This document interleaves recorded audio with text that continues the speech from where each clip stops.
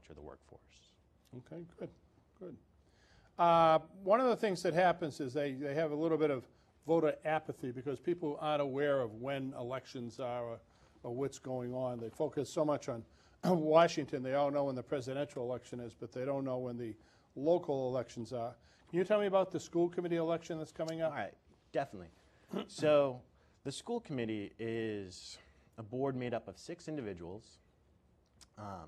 So it's broken into 2 sections. Each section has 3 members on it.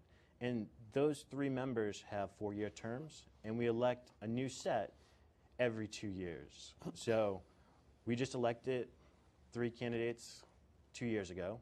Now we're going to elect another 3 candidates this coming year. So we have 7 candidates running for those 3 seats currently. We're going to have a primary on September 20th, which will eliminate one of those candidates, and then we'll have our final, which has 6 candidates in it, on November 8th. Okay, so you really have 2 elections coming up here, is that right? Exactly. Yeah. So at this time, I would like to ask for the viewers to really get out and vote. I would appreciate it if you could give me one of your 3 votes for school committee. Together, we can really change the schools. And I really think that we need to start focusing on achievement. And if you feel achievement of our students is important, I'd recommend you giving me a vote. One of the things that if you went on the school committee right now, one of the things you'd be faced with, you have a brand new superintendent up there, Susan Nicholson. Right. How do you think you'd work with her? She just came into the system. She's brand new to the system. Right. Well, you know, we just hired her recently, which is wonderful. Working with her, working with the other 5 members of the school committee, plus the mayor, we all need to work together. We need to come up with a vision for Waltham. We need a vision for our schools so that we have direction of where we're going and what we need to do. Now, working with her and working with everyone else will be roughly the same thing. We don't have party lines like they do in Congress, so we all should be able to work together. There's no aisle to reach across. We have to be working together. The superintendent will be working for us as the school committee, and it's our job to inform her of what we want, what our vision is, and then it's her job to implement it, and it's not our job to micromanage her and to actually let her grow Waltham's achievement. You know, she's new, she hasn't been a superintendent before, but I think that's all right because I think she'll bring new ideas to the table and really start moving us in the right direction.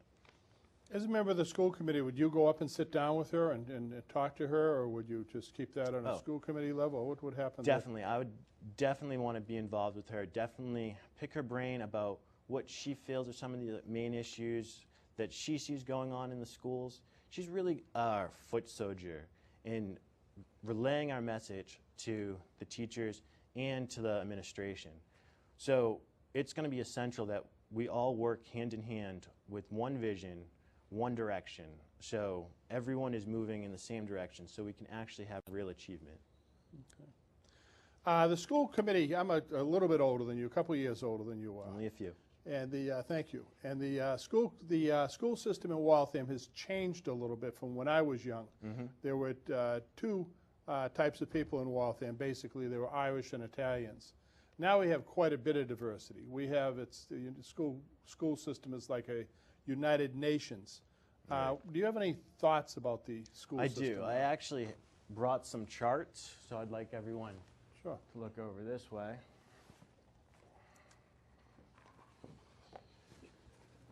So on this first chart, it actually goes over the percentage of special ed population that we have, which is 21.6%. We also have a very large English as a second language population, which is 35.7%. Now, this is also coupled with our large low-income population, which is 34.3%. On top of that, our actual makeup of race and ethnicity in Waltham, we have about 52% of our students are white. Our next largest group is our Hispanic population, which is 29%. Then we have 6% is Asian, and 10% is African American or black, and then we have a little bit of some other different ethnicities. That United Nations I talked about type of thing, yeah. Huh. So we really have a lot of different students, and we have to make sure that we're actually having all our students achieve. What is limited English proficiency I see on there? I'm not familiar with that. Okay, so limited English proficiency means that they don't speak English very well. They have a very difficult time learning the language, meaning that, you know, they may have just come over from whatever country they're from, so they just haven't been fully acclimated to America and the use of English.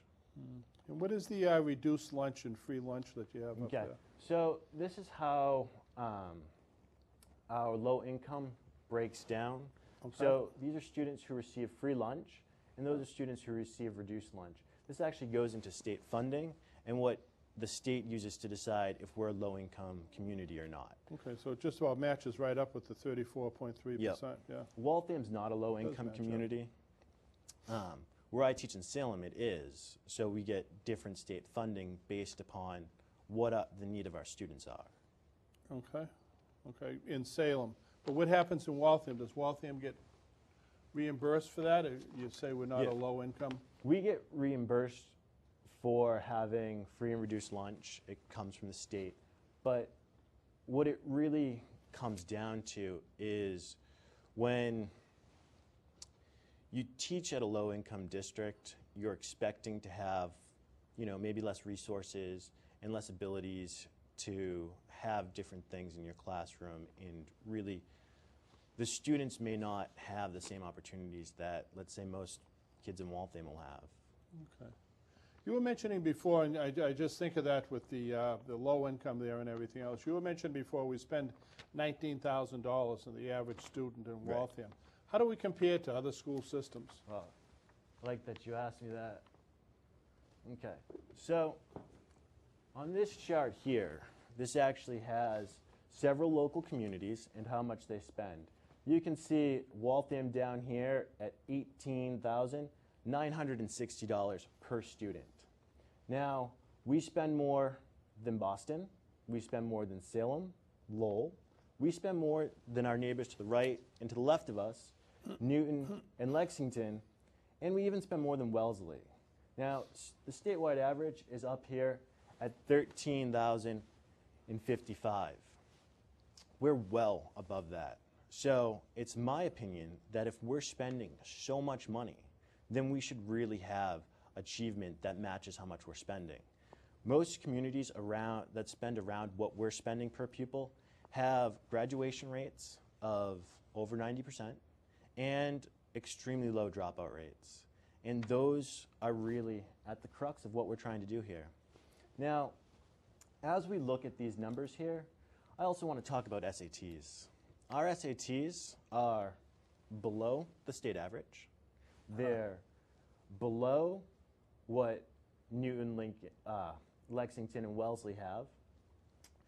Their average SAT score is in the 1800s. The state average is in the 1500s. Waltham is down in the 1400s. So we're not even achieving the SAT scores that we should have. So we're not achieving in all categories of our AYP, which is our adequate yearly progress. We're not achieving with our graduation rates.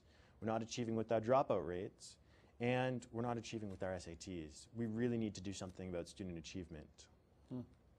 I'm fascinated. I would understand that Boston would spend less than us, but I'm fascinated, and I don't know anything about Wellesley outside of driving through there. It seems like a nice town. But I'm fascinated that Lexington and Newton don't spend as much per student as we do, because they seem to have, you know, wonderful school systems going for them. I mean, that's really the issue.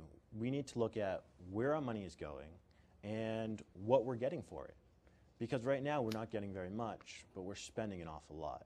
In these tough economic times, it's all about more for less. And we're clearly not doing more, and we're spending more.